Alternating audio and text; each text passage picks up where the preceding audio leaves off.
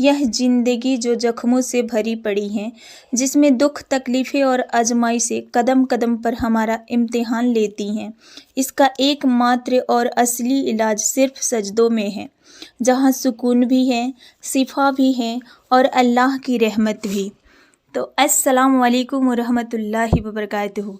कैसे है मेरी यूट्यूब फैमिली, वेलकम है आप सबका मधु आतिफ ब्लॉग में।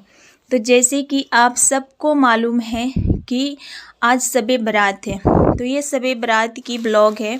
इस ब्लॉग को फुल वॉच करना। इस ब्लॉगिंग के साथ साथ में मैं आप सबसे बातें भी करूँगी, तो आप लोग जानने के लिए इस ब्लॉग को फुल वॉच करना। जैसे कि आप सबको मालूम है कि मैं एक कन्वर्ट मुस्लिम हूँ। मेरा नाम माधुरी था। निकाह के बाद मैंने अपना नाम तबस्सुम रख लिया। तो मेरा नाम कैसा है ये भी कमेंट में बताना। तो आज शब बारात है, आप सबको मेरे तरफ से शब बारात बहुत बहुत मुबारक। तो मैं ना किचन में बना रही हूँ, बिरयानी की तैयारी कर रही हूँ, जो आगे आप सबको देखने को मिलेगी। तब तक के लिए देखिए शुरू से ब्लॉग जो बनाई हूँ मैं। तो देखिए सुबह उठने के बाद ना सारे घर की साफ़ सफाई मैं कर चुकी हूँ। उसके बाद जब मुझे फर्श धोने की थी केवल, तो मैं फर्श जब साफ़ करने के लिए गई तो देखी कि किचन में नीचे कुछ डिब्बे पड़े हुए थे, जिसको मैं ना पोंछ ली थी सही से, बट मुझे लग रहा है थोड़ा गंदा है। तो इसको ना मैं अच्छे से ब्रश मार मार करके इसको ना सरफ से धो करके अच्छे से धो पोंछ करके किचन को पूरा क्लीन कर लिया। और इसके बाद में ना नीचे में जो फर्श है उसको मैं धो धा करके वाइपर लगा दी हूँ कि जल्द से जल्द सूख जाए। तो आप लोग में से कौन कौन शब बारात में हलवा बनाना ज़रूरी समझता है, कौन नहीं समझता है, ये भी कमेंट में बताना। देखो, इस्लाम में आने के बाद मुझे जितना मालूम था ना, और इस्लाम में दाखिल होने से पहले भी मुझे ये बात ही मालूम था कि जो मुस्लिम लोग होते हैं ना, वो सिर्फ़ अल्लाह को मानते हैं और अल्लाह के सिवा किसी को नहीं मानते। तो ये बात मुझे पहले भी मालूम थी, और इस्लाम में आने के बाद भी मैंने अल्लाह ताला के शरीक किसी को नहीं ठहराया। मैं जब भी इबादत की अल्लाह से, अल्लाह की इबादत की, और अल्लाह के सिवा किसी से मांगा भी नहीं, क्योंकि मैं सुनती हूँ कि अल्लाह के सिवा किसी से मांगना शिर्क है। तो मैं आप लोगों से इसके बारे में कुछ बातें करूँगी। देखो, मुझे ऐसा लगता था ना कि जब मैं इस्लाम को नहीं जान रही थी उस टाइम ही मैं सही थी, लेकिन जितना मैं इस्लाम को जानने की कोशिश कर रही हूँ उतना ही मैं ना उलझती जा रही हूँ। अब ये आप सब मत कहना कि ऐसा क्यों कह रही हो, चलो बाद में बताती हूँ। पहले देख लो, मैं ना बिरयानी की यहाँ पे जो भी मसाले डलते हैं, जो आप लोग मिर्ची पाउडर, धनिया पाउडर, जीरा पाउडर, काली मिर्च की पाउडर, धनिया पाउडर, ये सारे चीज़ जो आप लोग ना भुनी हुई बुकी हुई लेते हैं, तो इसको मैं ना एक साथ में करके लहसुन और अदरक की पेस्ट बना रही थी। उसी में ना इसको मैं ग्राइंड कर ली हूँ। चिकन को अच्छे से धो धा करके सारे मसाले इसमें डाल दी, और इसमें दही और टमाटर मैं ना कट करके रखी हूँ, क्योंकि इसको ना फ्राई करते समय और ये बिल्कुल अच्छे से मेल्ट हो जाएगी, भुन जाएगी, पक जाएंगी उसी में। तो उसमें मैं थोड़ी सी धनिया पत्ता और पुदीने के पत्ता डाल दी, और यहाँ पे हरी मिर्च को मैं नहीं डालूँगी। हरी मिर्च ना यहाँ पे जो बिरयानी की मैं तह लगाऊँगी उसमें डालूँगी। तो यहाँ पे सारे मसाले डाल लिए हैं। बाकी था हल्दी पाउडर, तो हल्दी पाउडर में डाल दी, और एक पैकेट बिरयानी मसाला और तेल, इसको डाल करके मैं साइड में रख दूँगी। और देखो फ्रेंड्स, साइड में रखने के बाद ना मैं यहाँ पे सूजी की हलवा बना ली थी, और बनाई थी चने दाल की हलवा, जिसकी रेसिपी मैं ना बनाई नहीं, इसकी वीडियो ही नहीं बनाई मैं, क्योंकि लॉन्ग वीडियो बहुत ज़्यादा हो जाती है, लोग देखते 2 मिनट 3 मिनट ही, मुझे पता है, क्योंकि यहाँ पे दिखाता है कि कौन कितना मिनट मेरी वीडियो देखी जा रही है।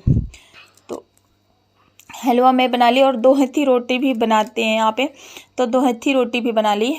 उसके बाद मैं ना बिरयानी बनाने की तैयारी की। तो मेरे घर में मैं जब से आई हूँ ना, तो जब मेरी नानी थी, अब तो इंतकाल कर गई हैं, नानी थी तो यही करती थी, 2 हथी रोटी और सूजी की हलवा और चने दाल की हलवा। सूजी की कतली भी बनती है, तो वो मुझे अच्छे से बनाने नहीं आती, तो मैं नहीं बनाई। तो वो ये सारे चीज़ों को फातिया दिलाया जाता है।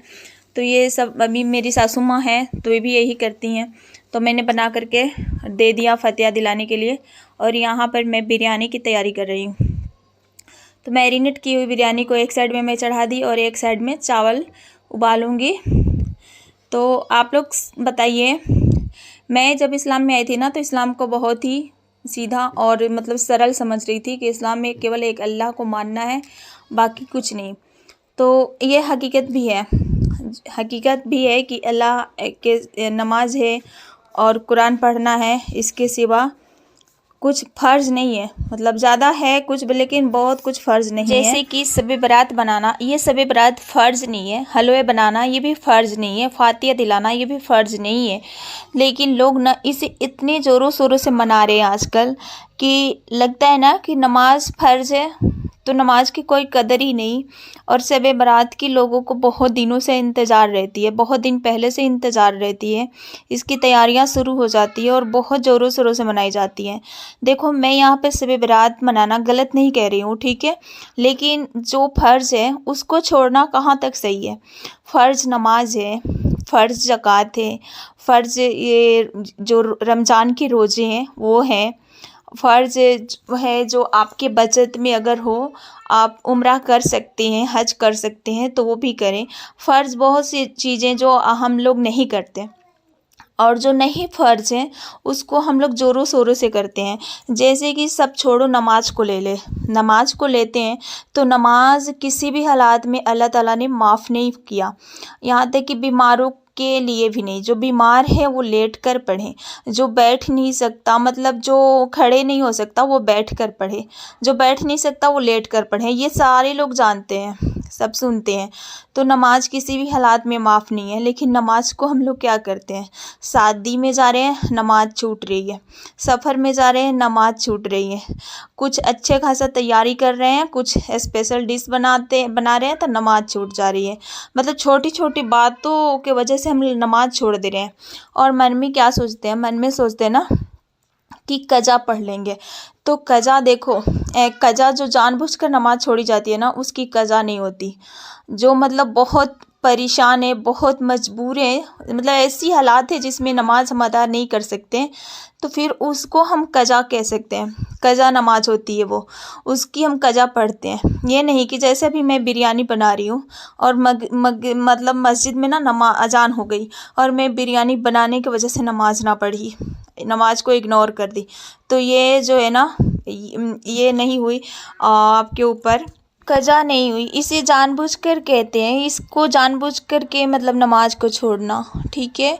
तो मैं भी कन्वर्ट मुस्लिम हूँ भाई, मुझे भी इतना कुछ मालूम नहीं है। कोई कुछ कहता है, कोई कुछ कहता है, बट मैं ये कहती हूँ ना कि इस्लाम में आप हो तो इस्लाम को फॉलो करो। तो बस अल्लाह ने जो फ़र्ज़ किया है उसको करो और नबी के सुन्नतों को अपनाओ। इतना भी कर लोगे ना तो जन्नत मिल जाएगी इंशाअल्लाह ताला, ठीक है। तो मैंने कुछ गलत कहा हो तो आप सब ना छोटी बहन समझकर माफ़ करना, और जो सही हो तो उसे कमेंट बॉक्स में ज़रूर से बताना। तो माशाल्लाह से आप सबसे बातें करते करते यहाँ पर मेरी बिरयानी जो है बन गई है।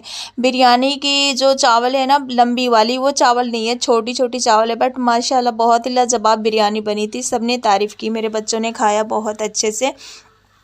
तो यहाँ पर मैं चाय बना ले रही हूँ क्योंकि मेरी सासू माँ के चाय बहुत ज़्यादा पसंद है, तो बगैर चाय की नहीं रहती। और यहाँ पर देखो बन रही है, और अनीसा भी कहाँ कम रहने वाली, कटोरिया लेकर पहले से ही खड़ी है।